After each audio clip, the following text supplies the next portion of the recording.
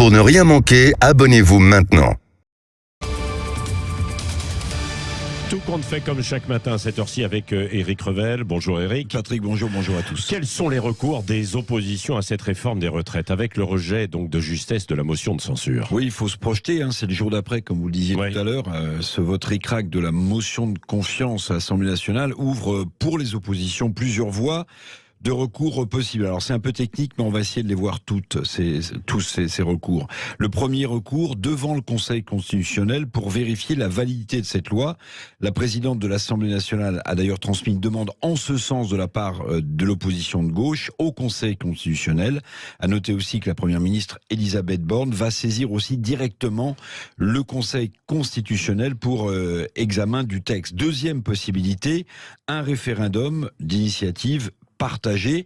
Alors, il doit être argumenté, bien sûr, et obtenir 10%, pour être tenu 10% du corps électoral, c'est-à-dire l'approbation de pas loin de 5 millions d'électeurs français.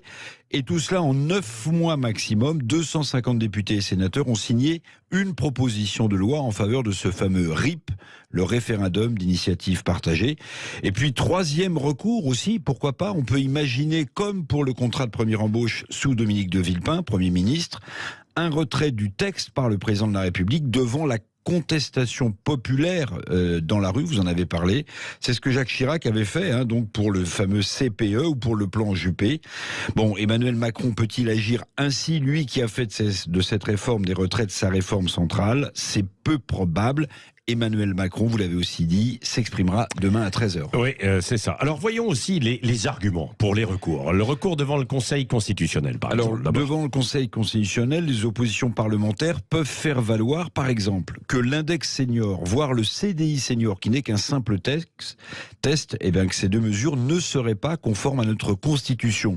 Autre argument peut-être beaucoup plus fondé, le fait que le gouvernement ait voulu faire voter cette loi réformant les retraites.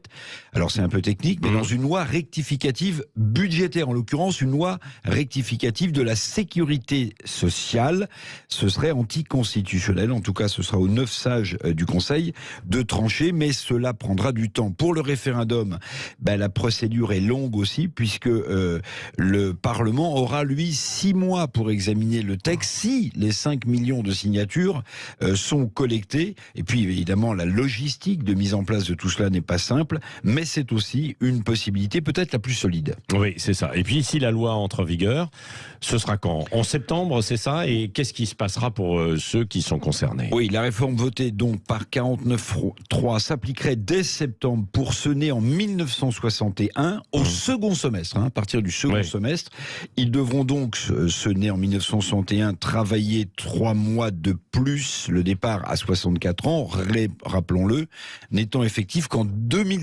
c'est-à-dire pour ceux nés entre 1968 et 1972. En attendant, 3 millions de personnes seront potentiellement concernées dès septembre, parfois pour les métiers les plus pénibles et pour les carrières longues.